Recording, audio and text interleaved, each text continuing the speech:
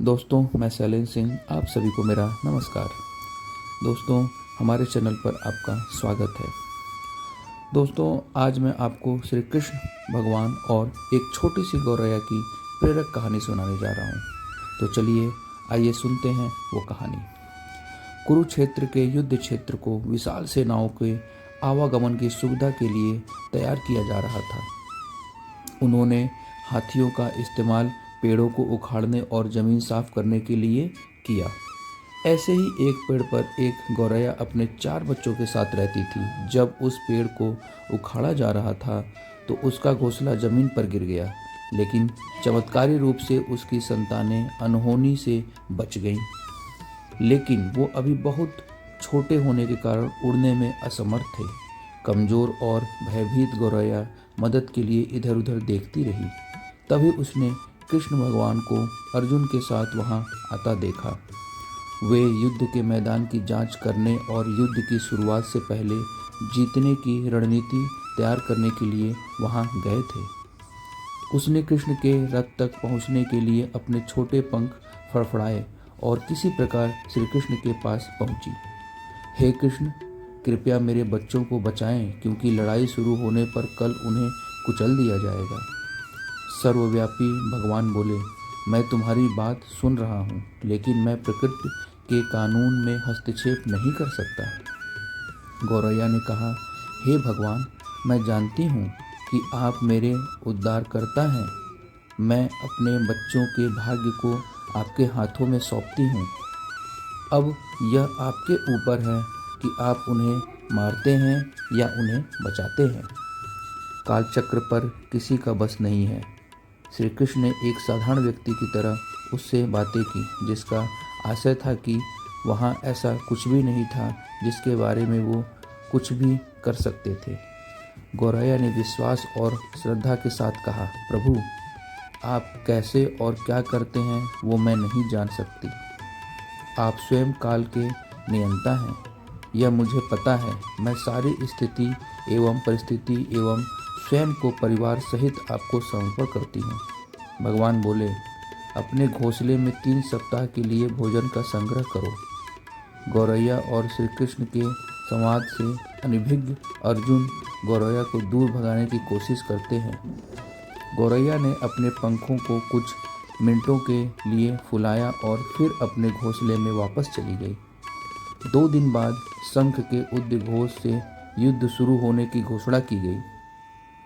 कृष्ण ने अर्जुन से कहा कि अपने धनुष बाण मुझे दे दो। अर्जुन चौंका, क्योंकि कृष्ण ने युद्ध में कोई भी हथियार नहीं उठाने की शपथ ली थी। इसके अतिरिक्त अर्जुन का मानना था कि वह ही सबसे अच्छा धनुर्धर है। मुझे आज्ञा दें भगवान, अर्जुन ने दृढ़ विश्वास के साथ कहा, मेरे तीरों के लिए कुछ भी अभेद्य नहीं है। चुपचाप अर्जुन से धनुष लेकर कृष्ण ने एक हाथी को निशाना बनाया, लेकिन हाथी को मार के नीचे गिराने के बजाय तीर हाथी के गले की घंटी में जा टकराया और एक चिंगारी से उड़ गई। अर्जुन यह देखकर अपनी हंसी रोक नहीं पाए।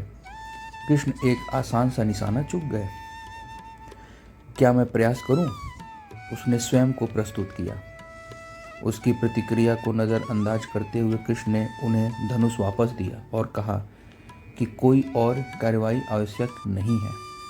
लेकिन केशव, आपने हाथी को क्यों तीर मारा? अर्जुन ने पूछा। क्योंकि इस हाथी ने उस गौरैया के आश्रय उसके घोंसले को, जो कि एक पेड़ पर था, उसको गिरा दिया था। कौन सी गौरैया? अर्जुन ने पूछा। इसके अतिरिक्त हाथी तो अभी स्वस्थ और जीवित है, केवल घंटी ही टूटकर गिरी है। अर्जुन के सवालों को खारिज करते हुए कृष्ण ने उसे शंख फूंकने का निर्देश दिया। युद्ध शुरू हुआ। अगले 18 दिनों में कई जानें चली गईं। अंत में पांडवों की जीत हुई। एक बार फिर कृष्ण अर्जुन को अपने साथ सुदूर क्षेत्र में भ्रमण करने के लिए ले गए। कई 100 अभी भी वहाँ हैं जो उनके अंतिम संस्कार के इंतजार कर रहे हैं। जंग का मैदान गंभीर अंगों और सिर बेजान सीढ़ियों और हाथियों से अटा पड़ा था। कृष्ण एक निश्चित स्थान पर रुके और एक घंटी जो कि हाथी पर बांधी जाती थी, उसे देखकर विचार करने लगे। अर्जुन, उन्होंने कहा, क्या आप मेरे लिए यह घंटी उठाएंगे और इसे एक तरफ रख देंगे? निर्देश बिल्कुल सरल था, परंतु अर्जुन के समझ में नहीं आया। आखिरकार विशाल मैदान में जहाँ बहुत सी अन्य चीज़ों को साफ करने की ज़रूरत थी, कृष्ण उसे धातु के एक टुकड़े को रास्ते से हटाने के लिए क्यों कहेंगे? उसने प्रश्नवाचक दृष्टि से उनकी ओर देखा। हाँ, यह घंटी, कृष्ण ने दोहराया। यह वही घंटी है जो हाथी की गर्दन पर पड़ी थी, जिस पर मैंने तीर मारा था। अर्जुन बिना किसी और सवाल के भारी घंटी उठाने के लिए नीचे झुका। जैसे ही उन्होंने उसे उठाया, उसकी हमेशा के लिए जैसे दुनिया बदल गई। 1 2 3 4 और 5 4 युवा पक्षियों और उसके बाद एक गौरैया उस घंटी के नीचे से निकले।